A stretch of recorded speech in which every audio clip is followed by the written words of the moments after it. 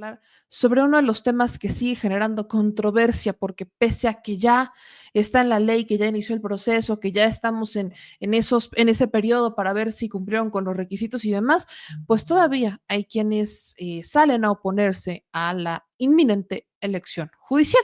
Así que yo le agradezco muchísimo a la ministra Yasmín Esquivel que se conecte con nosotros para hacer un balance, ¿no? De cómo fue este proceso de registro y qué se ve hacia el futuro en la primera elección para ministros, jueces y magistrados, la primera elección del Poder Judicial. Ministra, le agradezco mucho que se conecte con nosotros. ¿Cómo está? Buenas noches.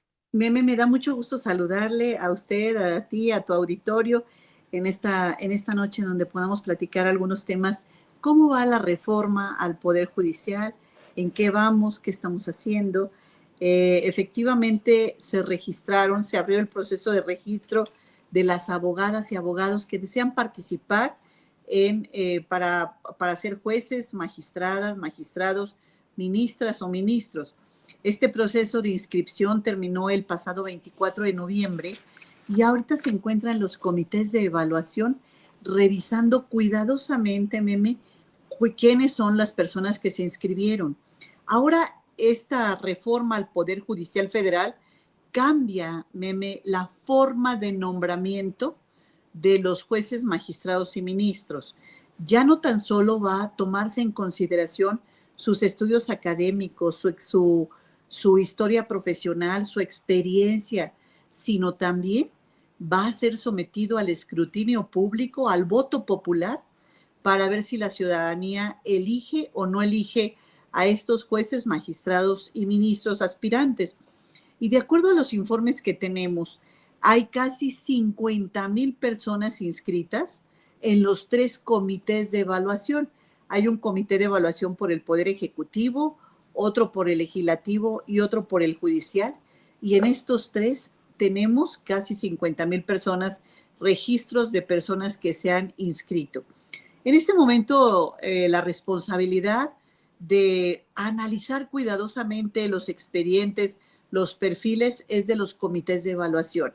Esta gran responsabilidad que tienen, Meme, es de revisar que las personas que vayan a la insaculación y posteriormente a la boleta cumplan cabalmente los requisitos para ser un buen juzgador, un juez independiente, autónomo, un juez prudente, un juez que tenga las puertas abiertas de su oficina, cercano a la gente.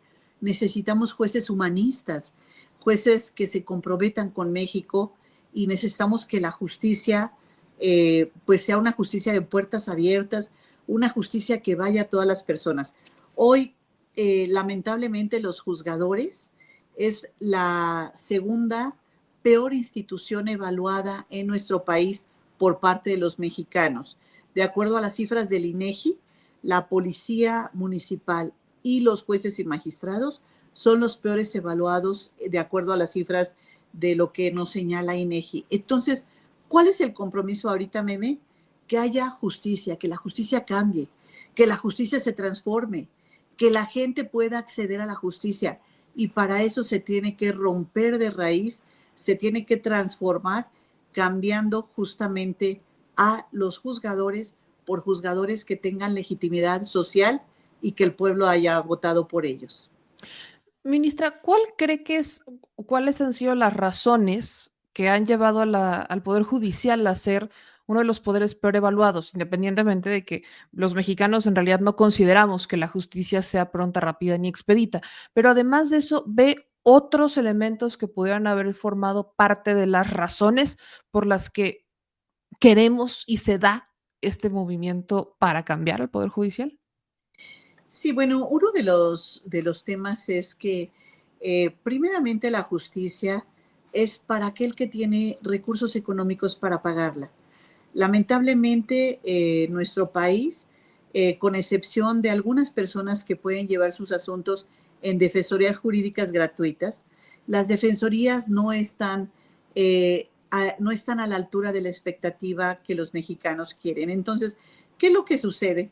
Que solamente aquellas personas que tienen recursos económicos para pagar un abogado, una asesoría legal, son los que tienen acceso a la justicia. Y México pues está cansado de eso. Cuando una persona necesita acudir a un juez y no tiene los recursos económicos para pagar un abogado, no tenemos defensorías jurídicas suficientes ni tampoco al alcance para poder llegar y acceder a la justicia.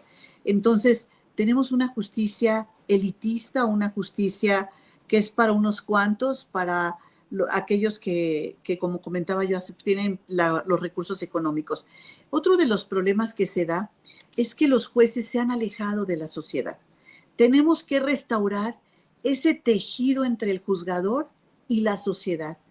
El servidor público, que es el juez, pues se ha alejado de ser el servidor público.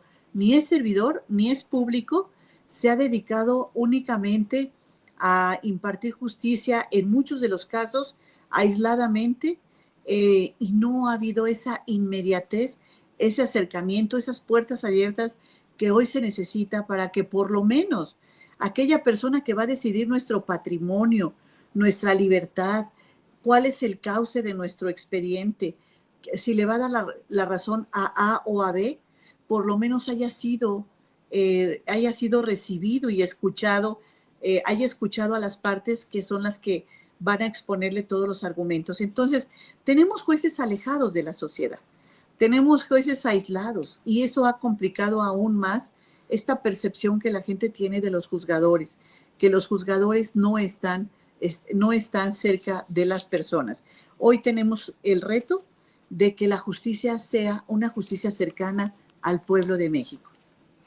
Ministra, ahorita que está platicando sobre todo esto, obviamente la gente dice es que esto, por supuesto, que forma parte del por qué queremos cambiar el Poder Judicial, pero tampoco dejan de sonar esas voces que están en contra. Usted que está dentro del Poder Judicial, que fue ministra, que entró justo a la Suprema Corte con el mecanismo con el que llevamos teniendo ministros desde tantos años, ¿cómo ha visto el proceso al interior del Poder Judicial?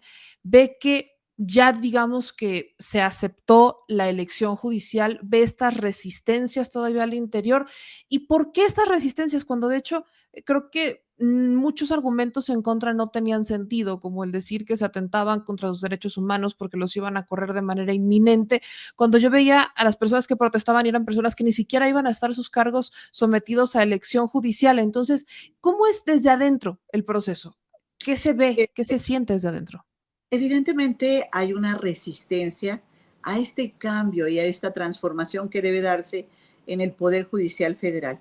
Esta resistencia se da, bueno, pues a partir de que hay cierta comodidad, un status quo de permanencia dentro del Poder Judicial, y creo que eso ha generado que se den y se vayan anquilosando problemas importantes. Por ejemplo, uno de los temas que tenemos dentro del Poder Judicial, Beme Yamel, es el familiarismo.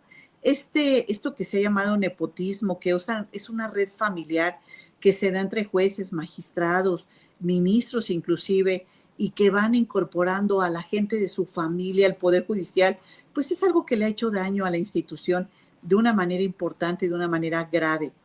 Otro de los problemas que se ve al interior es que efectivamente se quieren seguir conservando cotos de poder, espacios de poder, privilegios que se dan, y esto también se tiene que acabar. Fue tal el abuso que se dio en todos los temas que, bueno, pues llegó un momento en donde vino este hartazgo por parte de la sociedad, y es verdad que la sociedad ha votado por un cambio, por una transformación, por un proyecto.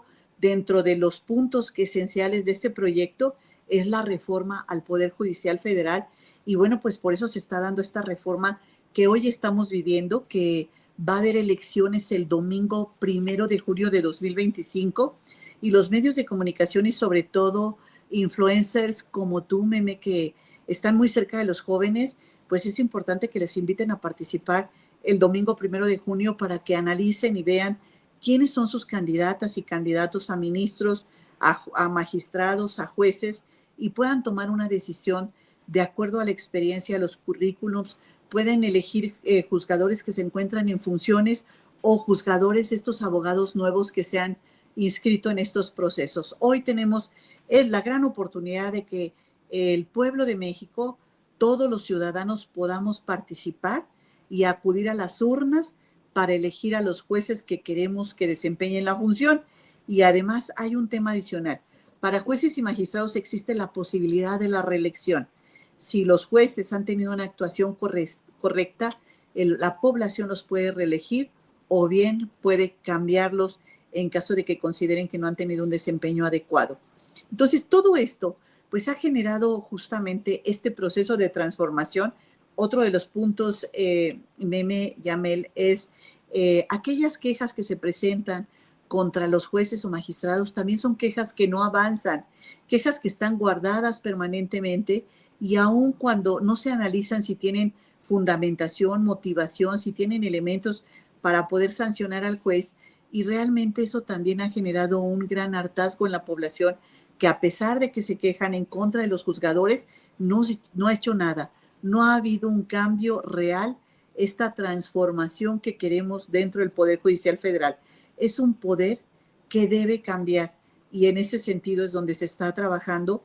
Ahora este mes de diciembre, saldrán todos aquellos abogadas y abogados que sean idóneos para desempeñar el cargo y posteriormente pasará a la insaculación y luego a la boleta en donde se elegirán todos estos cargos de ministros, magistrados y jueces. Quiero aprovechar para preguntarle, ministra, que estamos platicando, ¿por qué decide, en su caso personal, registrarse y contender pues, por mantenerse en la Suprema Corte? Porque 8 de sus compañeros, compañeras deciden renunciar. Entonces, ¿qué es lo que a usted la motiva a decir, yo quiero seguir aquí en la Suprema Corte y voy a disputármela para que la gente, pues, me pueda votar en la primera elección judicial?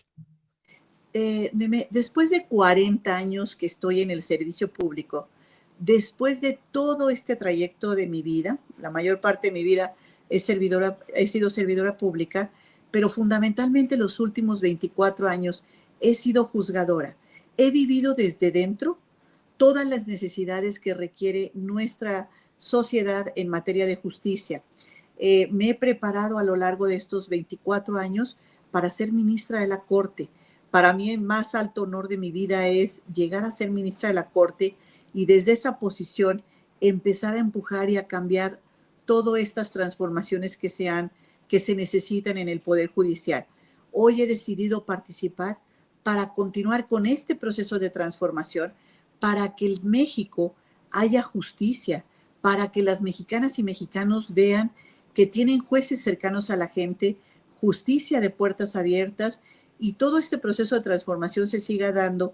Por eso he decidido dar y continuar esta pelea desde adentro, ser una ministra que transforme, que cambie, una ministra con conocimiento, con experiencia, con esta trayectoria donde ha habido una preparación a lo largo de 24 años que finalmente logré llegar a como te comentaba hace un momento, el cargo del más alto honor de mi vida, donde se puede impartir justicia y se pueden hacer muchísimas cosas para el bien de México y de nuestra sociedad, entregada totalmente a nuestro país. Por eso decido participar, Meme, para seguir dando la pelea desde adentro en todo lo que debe ser la transformación de la justicia. Como mujer, ¿qué significa para usted, ministra? Yo entiendo que usted está muy de cerca con las luchas también de las mujeres, las violencias que sufren las mujeres y el que a veces sus temas, y no es que en la mayor cantidad de veces quieren que lleguen a la Suprema Corte y se ha dificultado un poco. Pero como mujer, ¿cómo calificaría al Poder Judicial y este proceso de transformación? Porque yo recuerdo que usted ha tocado difícil desde que si la tesis, no la tesis, que si la aclaración, no la aclaración, que si ya nos calmamos, que si siempre no. Entonces, bajo este contexto, como mujer, no como ministra, ¿cómo lo califica? ¿Ve que esta es la vía para lograr equilibrar el barco en un poder judicial donde pues todavía teníamos menos mujeres que hombres en la máxima casa del poder judicial y que esto va por equilibrar ese barco, al menos en un tema de equidad? Pues para mí representa un reto enorme el participar como mujer dentro del Poder Judicial Federal.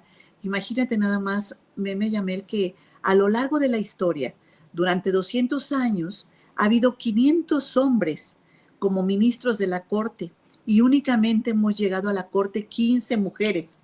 Yo fui la número 12 a lo largo de todos estos 200 años. Entonces la presencia de las mujeres ha sido totalmente marginal, ha sido mínima la presencia de las mujeres. 500 hombres y únicamente 15 mujeres hemos llegado al Poder Judicial Federal.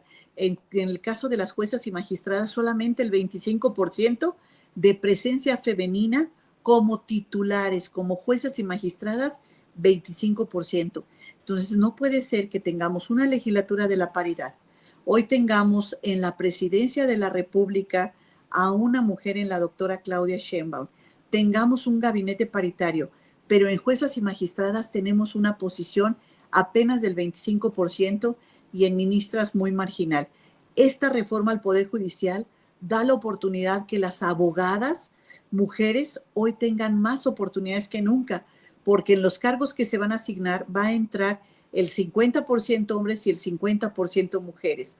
Entonces, para mí, desde mi punto de vista como mujer en el Poder Judicial, pues evidentemente es un reto que hay que ir combatiendo porque estos micromachismos continúan, la violencia de género continúa, la discriminación hacia la mujer continúa, este tipo de eventos que inclusive nos hacen más fuertes, como estos ataques tan duros en temas como el de la tesis o en temas que llegan a sacar que son verdaderamente situaciones muy complicadas, muy complejas.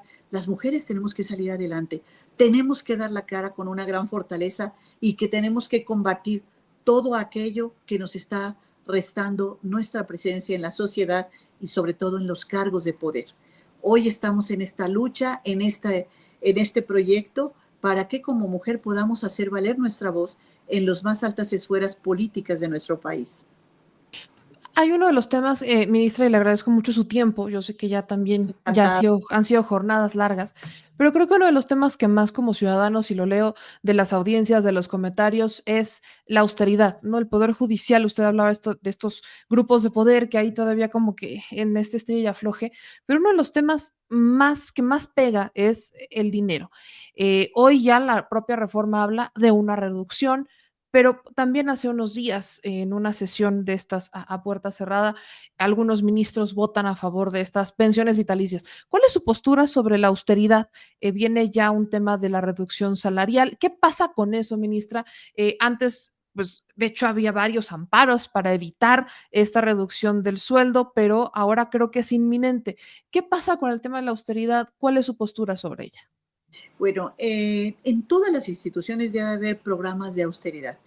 No puede haber un servicio público con donde haya despilfarros, donde haya excesos, donde haya privilegios excesivos, en donde se pueda dar este tipo de situaciones. Tenemos que tener instituciones austeras, instituciones que trabajen con el mínimo para poder desarrollarse, pero definitivamente tiene que haber dentro de la propia austeridad una posición importantísima, es la transparencia. Las instituciones públicas debemos ser como cajas de cristal, donde el dinero público sea transparentado porque es dinero sagrado, dinero del pueblo de México. Entonces, el dinero público debe ser austero, todas las instituciones. ¿Qué pasa con las pensiones de los ministros? Los ministros, de acuerdo a la Constitución, hasta la reforma, hasta antes del 15 de septiembre de 2024, antes de la reforma, los ministros tenían derecho o tienen derecho a un haber de retiro. Ese haber de retiro, si presentaban la renuncia antes del 24 de octubre que cerraba la convocatoria, los ministros que presentaran la renuncia se iban a ir con su haber de retiro.